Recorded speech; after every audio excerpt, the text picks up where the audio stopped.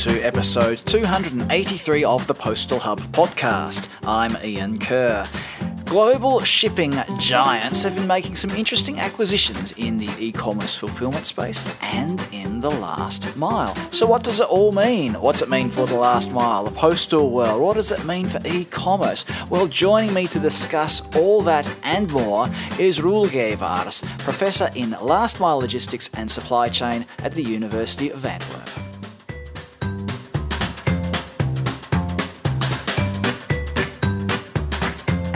Joining me on the line is Roel Gevaers. He's Professor in Last Mile Logistics and Supply Chain at the University of Antwerp. And we're going to delve into the topic of vertical integration, of acquisitions in the last mile, and a lot of this activity that could have a long-term impact on the global shipping and delivery industry. Roel, welcome. Why don't you start by giving us a bit of an overview of what these acquisitions have been and what's the strategy behind them?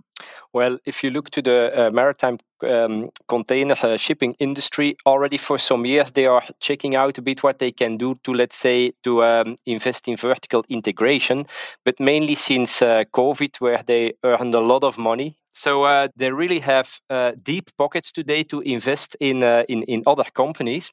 And what you see is that they are more and more investing in, let's say, vertical integration, where they, next to the container shipping from port to port, they are investing in fulfillment centers for e-commerce companies, for example, but also in the last mile, in the delivery part of it.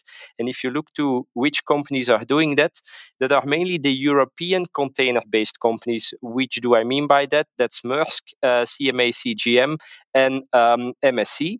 And for example, if you look to Maersk, they bought last couple of years 2 e-commerce companies in, for example, in Europe and the US, all focusing on e-commerce fulfillment and delivery.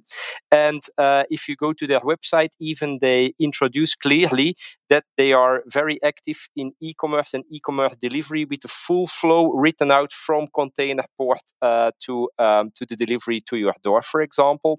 And of course, what there are even some financial newspapers that indicate that Maersk is going into a fight with, for example, Amazon and with even the integrators like DHL, UPS, etc. That's a bit, let's say, setting the scene. So container companies investing money in the vertical integration from the port to, let's say, even the customer door point, including fulfillment and delivery. What does this really mean for the last mile sector, I suppose, is the obvious first question. If you are a last mile operator, should you be concerned that these big global shipping giants, you all know what I mean, are taking an interest in fulfillment and in the last mile? Well, the interesting thing there is, of course, that they can integrate the whole chain.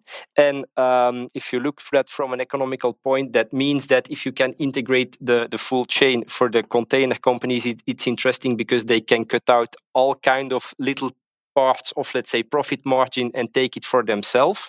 For a shipper, it might be interesting that you have a kind of a one-stop shop solution a bit, where in the, let's say, in normal logistic or supply chains, if you wanted to have a one-stop shop solution, you ended in most cases at the integrators, which are FedEx, UPS, DHL, for example. They can also offer door-to-door delivery and collection services. But we all know that if you want to have that on a worldwide scale, that are not, let's say, the cheapest solutions there. If you want to ship something from another continent, in most cases, the prices are not that low. And next to that, there is the trend towards sustainability. And that's where those container companies are aiming for, of course, that they can offer, a sustainable solution via maritime transport and delivery till your door. And even one step further, all the companies where I spoke about, CMA CGM, Maersk, and MSC, they are, for example, also investing in airline freighter companies where they can offer, next to their maritime flows till your for B2C deliveries, they can also offer for the quick deliveries even air freighter volume next to that. So that's all happening today. Just on this topic of sustainability, can you expand on that a little bit as to why they might think that they have an advantage over, say, a traditional integrator who might be putting parcels on an aircraft? There is today, a clear trend towards sustainability, and it's not only if you look from the passenger side, there is more and more awareness, or companies that are trying to reduce the number of flight tickets that employees can use, or they need to compensate for the CO2 emissions. And of course, if you look to CO2 emissions per parcel emitted via air or emitted via maritime, there is a huge difference. And a lot of companies, and mainly a clear trend there, for example, is the pharmaceutical industry. They used to work only with air transportation, or let's say mainly with air transportation for the shipment. It was by tradition a sector that was using mainly end-to-end pharmaceutical, end-to-end air transportation. Examples are the corona vaccines, for example, point to point. What you see now is that a lot of pharmaceutical companies indicated that they want to switch in a period of 5 years up to 80% to maritime transportation, slower but more sustainable, like they call it. But what you need to do if you want to be in that kind of sectors, you need to have kind of door-to-door solutions, because you don't want to have many cuts in your supply chain. And so next to the B2C parcel business, the pharmaceutical industries, for example, also one of the reasons why those maritime companies are heavily investing in a last mile and a parcel delivery to your doorstep or to the destination, let's say it that way. So they're learning from what's happening in pharmaceuticals, where you might have temperature, what they call it, temperature-controlled cold chain, things like that, and say, well, we've got all these principles that we've developed. We can just transfer them easily to parcels that don't need to be kept at 4 degrees or in a certain temperature range. Is that right?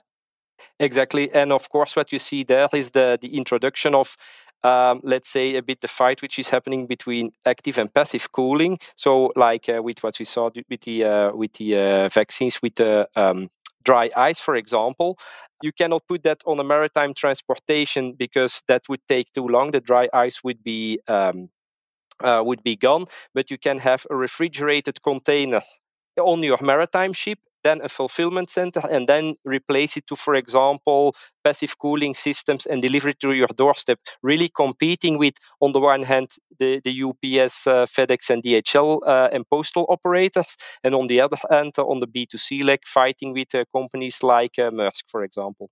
Now, you mentioned Amazon earlier, and that sort of makes everybody's ears prick up a little bit. So Amazon has famously developed its own global logistics network over the last few years. Fulfillment, transport, last mile delivery. So how could these players like Maersk, etc., be pitting themselves head to head with an Amazon? Well, if you look now to the industry there, if you look what Amazon did last couple of years, indeed they went from an e-commerce web shop with data centers up to a kind of global supply chain network, where also Amazon was sometimes called a bit the fourth big competitor next to UPS, FedEx, and DHL, for example, and a lot of postal operators. But if you compare the US-based e-commerce companies like Amazon, and you compare them to the, for example, Asian ones, Asian are, for example, the Alibabas and the GDs are, for example, relying sometimes more on maritime flows, but they are just subcontracted to typical maritime companies, where Amazon, by definition, is more focusing on the quicker deliveries, using also their own airline business where they have 70 planes. But of course, if you see what Maersk can offer, like, let's say, slower logistics, where you need to wait a bit longer on your deliveries for 2-3 weeks, they can offer the airline businesses on some legs, because they are starting their own airline companies, and they are offering as well the last mile delivery solution in some countries, and it's growing, and they have the deep pockets. So will they be the seller of the products themselves? No, but they have money, they have big deep pockets to invest also high levels of high amounts of money into their global supply chain networks, as Amazon is able to do so. Of course, what Amazon has is Amazon has the volume of the products, and Amazon has more data. That's also something which is important. in the postal sector, we often think about e-commerce parcels being things like a box of shoes or a book or small items like that. But e-commerce is much more than that. There's furniture, there are things like that. So is that also an area where these global shippers could be looking a bit more at that kind of that, what you were talking about before, the integrated supply chain, something that might be almost, I don't want to say invisible to us in the postal sector, but there's certainly a market out there that goes from, shipping from the factory through to the customer's doorstep, where it might be the last mile delivery might be a two-person delivery. Is that something to bear in mind in all of this as well? Yeah, that was something that I mentioned 2-3 weeks ago on a conference about postal operators, where it was about sometimes if you speak with parcel companies or postal companies, they tend to think that e-commerce is mainly focused on, like you said, the small parcel, the 10-15 kilo, maximum 20 kilo. But if you look to the growth rates within e-commerce, the biggest growth rates are in the other part. They are in the cooled and the refrigerated e-commerce part, and in what you call potentially the oversized deliveries, like furniture, like even kitchens, etc. And of course, if you look there, maritime companies have, of course, potentially, if you work with long distance transport, have an advantage in that way. Shipping heavy stuff over air or via land transportation is possible, but they are much more equipped potentially to do deliveries of high volume or high weight deliveries, and they can combine both because they are used to it. For them, the parcel is more an addition, but they are much more used to work with heavy volume and big products. And that's indeed something, let's say, a market part where postal operators are focusing more and more, but that these guys can have an advantage versus them, yes. Where does rail fit into all of this? I know that DB Schenker has been, making explorations, shall we say, into last mile delivery, partnering with parcel locker networks and things like that. So where does rail fit into this global scene, especially when you're talking about acquisitions and vertical integration? Well, what you see there is that, first of all, rail has a bit the disadvantage that, let's take, for example, the typical leg between Europe and Asia. If you do that with a maritime ship, you leave the port in, for example, a Chinese port, and you can take your vessel up to Europe, Rotterdam, Antwerp, or whatever port, and then you just sail. That's it, and you need to have the correct documents, but that's it. If you want to do that by rail, you need to cross a lot of borders. You need to cross a lot of, let's say, different track system with different gauge, so the space in between. So it's not the space in between the tracks. It's by far not the easiest way. There are some examples where China is heavily investing in it, but let's say up till now, the train does not have the volume of a ship and is somewhere in between maritime and air. So it could be potentially a solution, but the investment budgets that maritime companies have are much bigger than rail. If you look, for example, during the COVID crisis, who made huge profits? That are the maritime companies. Also, the air freighter companies made some profits, but they lost money at the passenger side in many cases. But the rail companies were not really gaining a lot due to sometimes the fact that you could not cross the border due to COVID limitations. And so if you look there, indeed, DB is one of the examples. They still have pockets, the French railways as well. But if you compare it, maritime versus rail, maritime has much bigger pockets on the moment to invest and do vertical integration there. While we're on this topic of vertical integration and acquisitions and all these sorts of things and what it means for e-commerce in the last mile, we've seen even players like Shopify making acquisitions. All of the time I've been tech acquisitions, but could this be an emerging trend here where some of these sort of platforms might start to, in part imitate Amazon, but also take inspiration from the likes of Maersk? Yeah, of course, because what you see there, I mean, the parcel industry is known by its, especially the B2C parcel market, is known for its rather low margins, high volumes, but low margins, which means that And next to that, a big volume is still attached to the, let's say, the traditional postal companies. They all rebranded themselves, but the national postal companies still have a huge part in most, mainly European countries. They still have a big part there, but they only execute the deliveries. In many they might have bought some fulfillment centers, but in most cases they execute the volume, but they don't own the product or they don't own the data itself. Why is Amazon in many cases so successful is due to the fact that in many cases they own or they do the fulfillment of the products for the third parties. And that's a bit what those platforms also can do. They know which customer is living where, when on average is buying stuff. If they use a bit big data technology and forecasting on it, probably they will know before you when you will order your toilet paper or your newest toy. They will know that by definition, while postal companies, to be honest, today they are investing in it, but they have less a view on what will happening in the next couple of weeks, months, potentially years there, while those platforms, they have the volumes that they know what will come, and if they can offer to their clients, again, a one-stop shop solution, and we take care of everything, it might be also partly a game changer. So as well there, those platforms also earned some money last couple of years. It might be that they say, let's cut some parts of profit margin in the end out, take it for us, and we will do the integrated part like Amazon is doing and like Maersk is doing. Because that's how companies think. If you can take all those small margins and you add them together, at least the margin becomes important. But indeed, there might be some potential extra competition even in the postal parcel sector there, yes.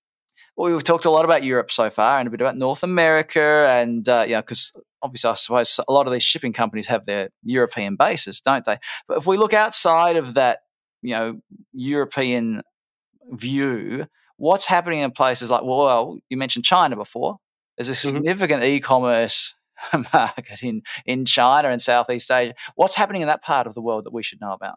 If you look to the Chinese market, is that, for example, the Chinese postal operator, the national Chinese postal operator, he used to do for international shipments, mainly used air transportation from the Chinese airports.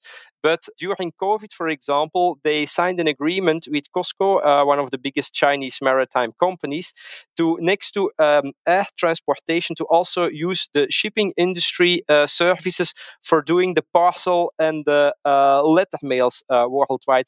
And of course, that's something you might say, yeah, it's normal that during COVID such thing happened. But what you saw is that COVID in many cases was an accelerator for things which are tested and now keep on being regular business. And that's something, of course, so like in China, you see it as well, that the Chinese postal operator is there also collaborating with one of the biggest Chinese maritime companies to deliver letters and parcels worldwide. So there we go, those small sub 2 kilogram parcels are now going by ship instead of by air. Ponder that one, everybody. Roel, we've had a really interesting conversation. If people want to find out more about your work at the University of Antwerp, where should they go? They can go to my LinkedIn page or to the University of Antwerp, or just type in Google my name and you will find immediately the page of University of Antwerp. And I'll stick a link to all this on thepostalhub.com on the episode page. On thepostalhub.com, you'll be able to find links there. Roel Gevaers, Professor in Last Mile Logistics and Supply Chain at the University of Antwerp. Thank you very much for joining us on the Postal Hub podcast today. Thank you.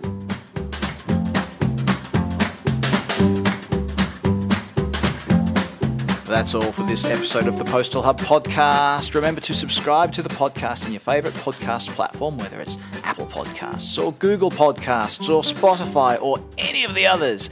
Please also leave a review and a rating over there on the various podcast platforms. It really helps if you can just take a moment to leave a 5-star review, for example, when you are subscribing to the podcast, or even after you've subscribed. Just go back in. Give it a rating. That'd be great. Thanks.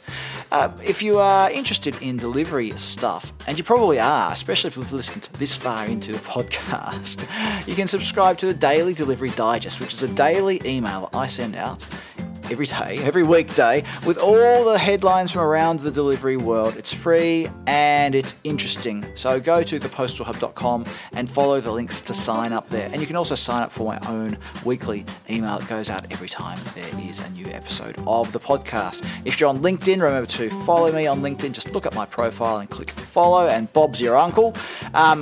What else? Oh, if you want to email me at this email address, ian@thepostalhub.com. I'm Ian Kerr. Thanks for listening in, and I look forward to your company next time on the Postal Hub podcast.